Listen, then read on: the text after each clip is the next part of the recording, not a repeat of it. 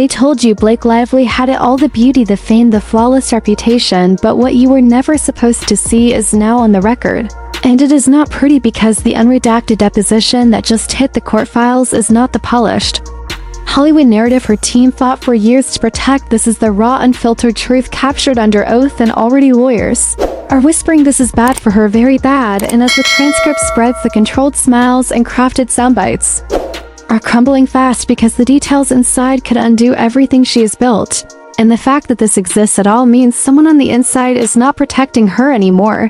When the news broke that Blake Lively's full unredacted deposition had been filed without the usual black bars of protection, Hollywood stars were lying. The courtroom buzzed like a hornet's nest, struck without warning because everyone knew this was not supposed to happen. Depositions for someone of her stature are normally sanitized, redacted, every sensitive or damaging statement covered like a state secret, but here it was raw, the pauses, the stammers, the contradictions laid bare in cold text, and the first question everyone had was simple: who let this happen? Because the legal machine around her is famously airtight, no leaks, no mistakes, yet the court clerk confirmed the filing came directly from an attorney's office and not from the press, which means this breach came from within, and that is the kind of betrayal that changes careers forever. And as reporters scrambled to grab copies before they were pulled offline, snippets started to spread across social media, the kind of lines that lawyers hate because without context they sound damning, or repeated. I don't recall when asked about key meetings with executives, a shifting answer about her contact with certain influencers,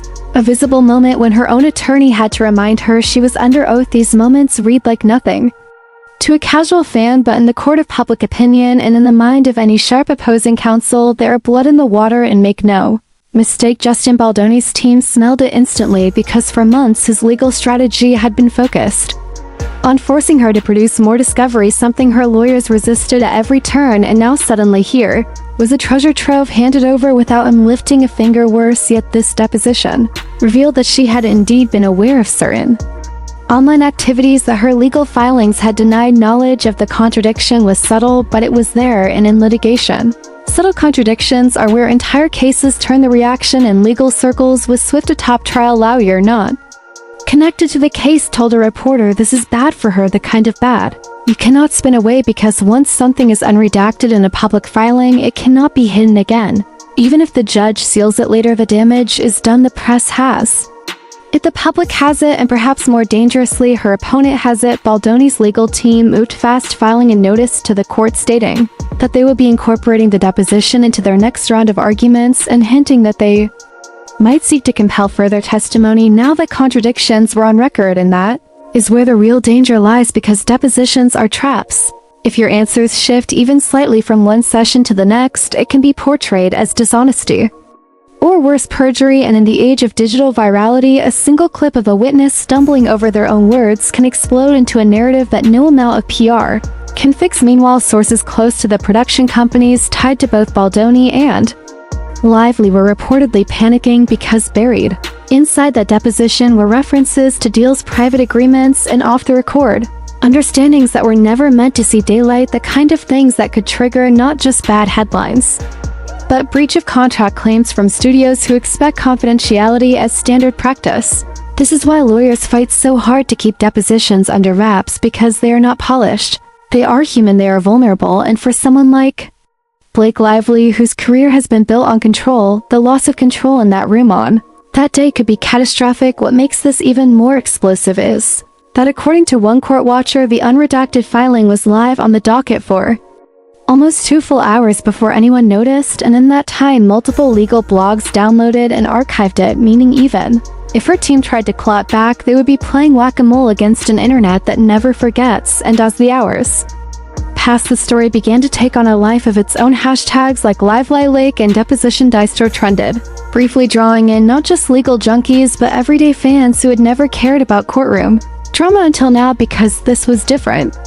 This felt like seeing the unedited cut of a movie you'd only ever watch through a filter, and once people get a taste of that reality, they rarely go back. Baldoni's camp wasted no time capitalizing. One insider claimed they were already preparing an evidentiary package to highlight every inconsistency between her deposition and her prior statements both in court and in the media.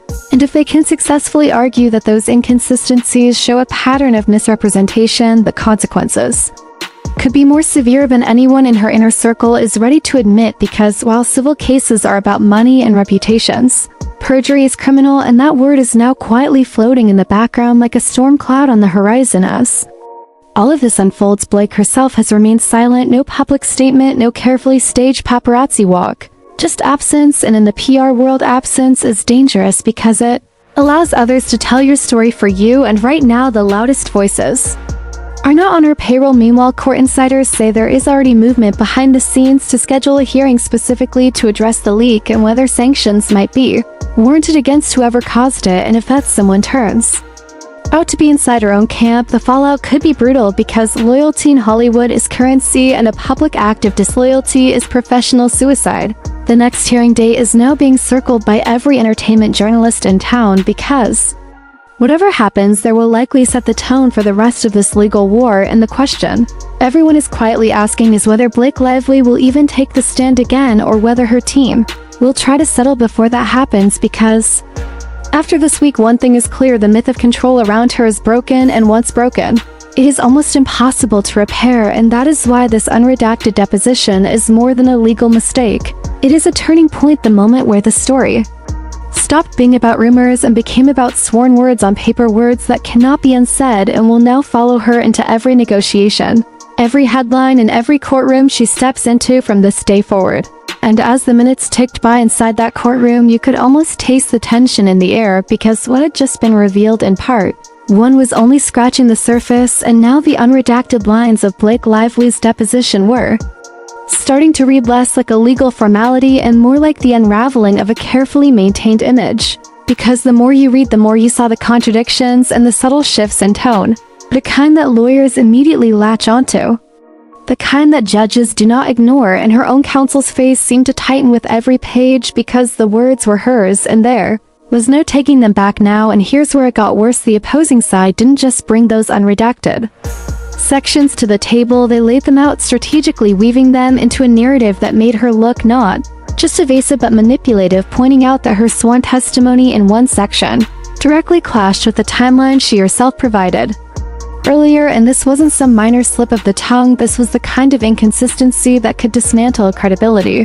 argument entirely. And just as the judge leaned forward, scanning those highlighted lines, the lawyer across from her said the quiet part out loud: "Your Honor, this is not just a discrepancy, this is a calculated withholding of facts." And you could almost hear the air shift in the room, because once that phrase was on the record, it wasn't going away, and Blake's eyes flickered with that rare combination of disbelief and fury, the kind that happens when someone realizes they have lost control of the narrative. And the deposition was no longer just about her answers, it was about the implications of those answers, about what they suggested about what she might be hiding. And as her team scrambled to redirect, to reframe the language, to soften the blow, it became clear they were fighting a losing battle, because the more they explained, the more tangled the explanations became. And now the court wasn't just looking at what she said, they were looking at why she said it, and what she stood to gain from saying it that way. And the lawyer, reacting from the sidelines, wasn't holding back anymore, leaning over to whisper to a colleague, "This is bad for her, worse than they realize," because once credibility cracks,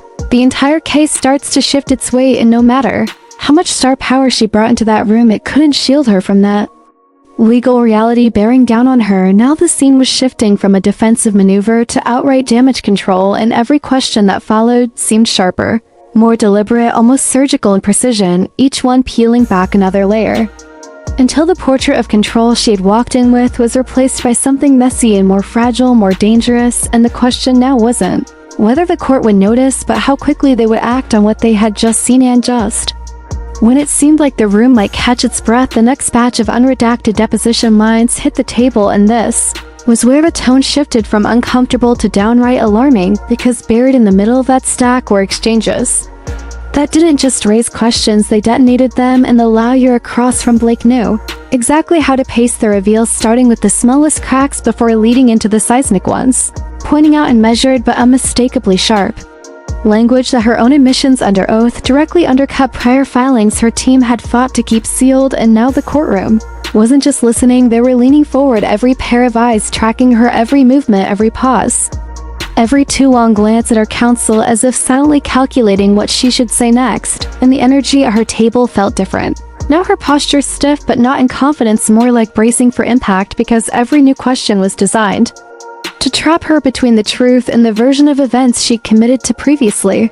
And then came the moment that shifted the entire trajectory, when the opposing lawyer asked her to read one of her own unredacted statements out loud, and the hesitation was unmistakable, the kind of pause that carries weight because it signals awareness that the words about to leave your mouth could be weaponized. And as she spoke, the sentence her voice almost caught midway through, because reading it in that silent courtroom, stripped of all spin, made it sound worse, far worse than it had on paper. And the lawyer pounced, "Your Honor, that is her testimony in her own words, and it contradicts her signed declaration in Exhibit 12, and..."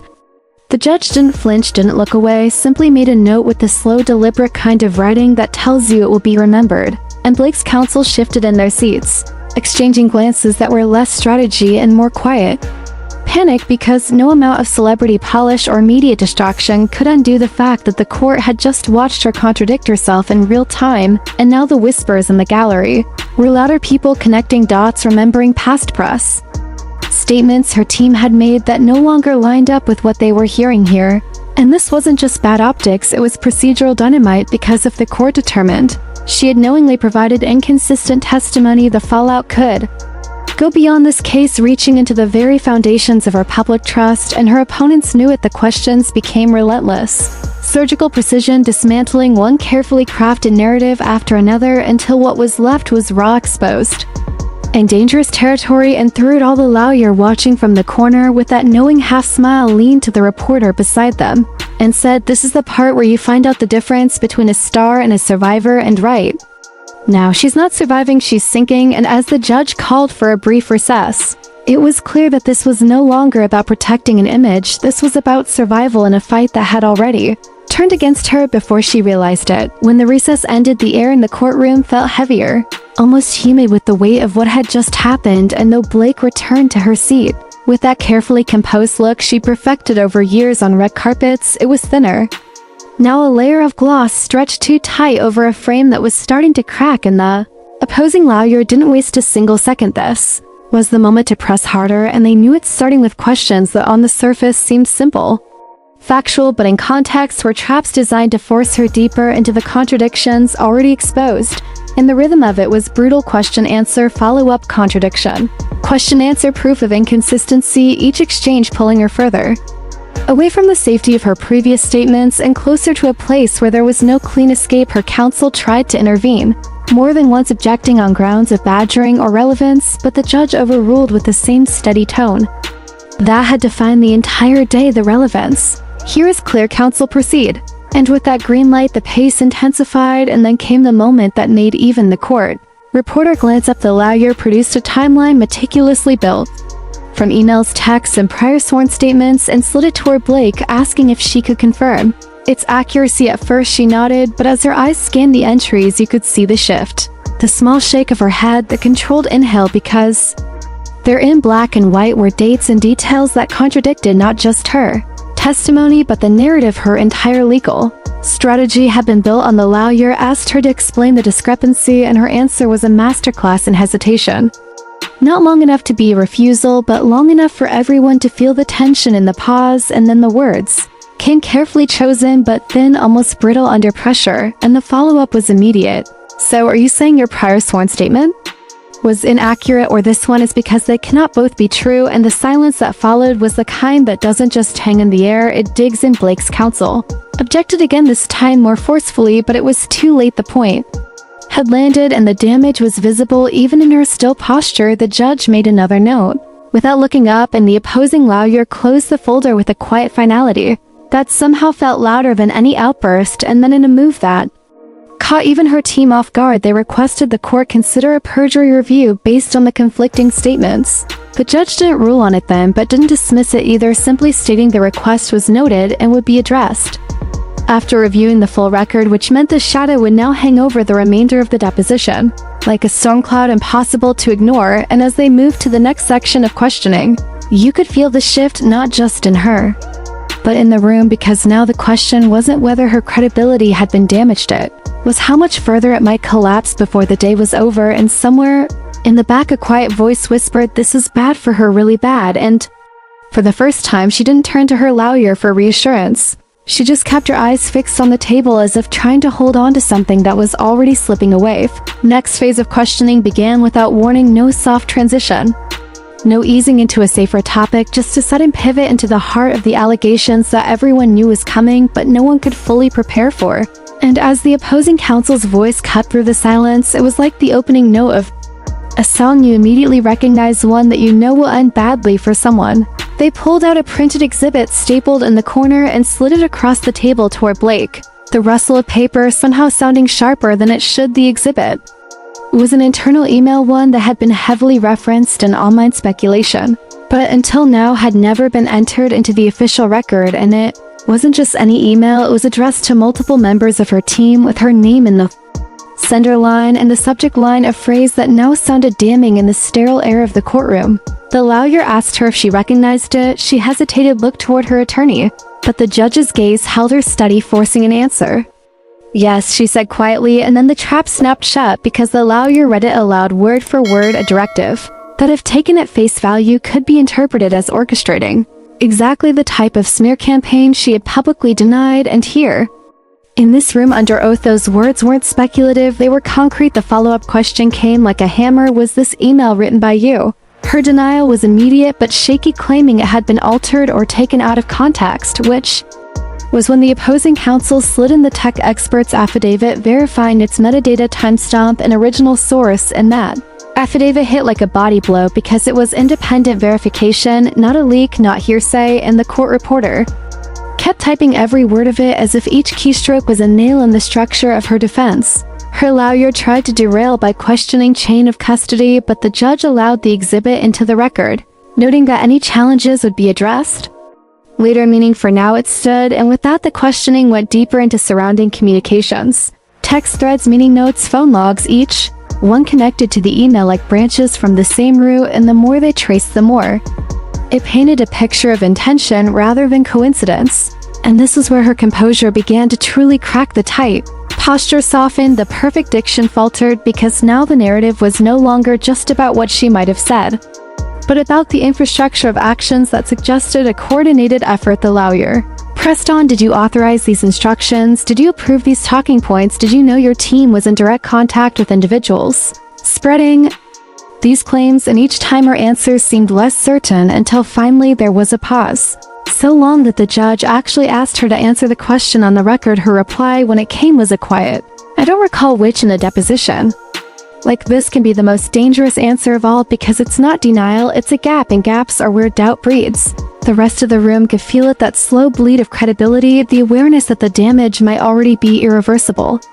And yet the lawyer kept going, methodically stripping away each layer of plausible deniability until what remained was something far harder to defend, a version of events that suggested her role was not peripheral but central. And as the session closed for the day, there was no final dramatic outburst, just a slow gathering of papers and the sound of chairs pushing back. But the silence was worse than any explosion because it carried the unspoken truth that everyone now recognized. Tomorrow's questioning would not be about if the wall broke, it would be about how far it would crumble.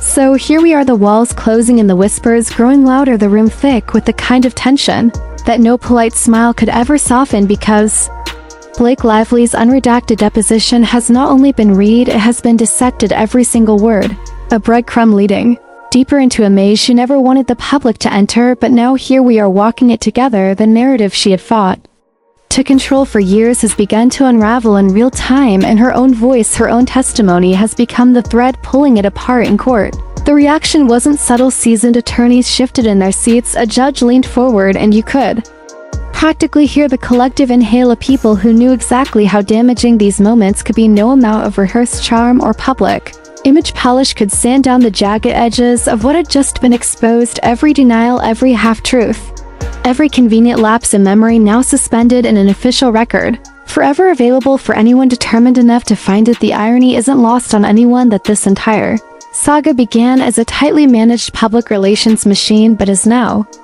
ending as an unfiltered look behind the curtain, a curtain that once hid the messy contradictions, the calculated silences, the things Blake never wanted to admit, not even to herself. And yet, in the most poetic twist, the very thing she fought to keep hidden may be the thing people remember most about her legacy.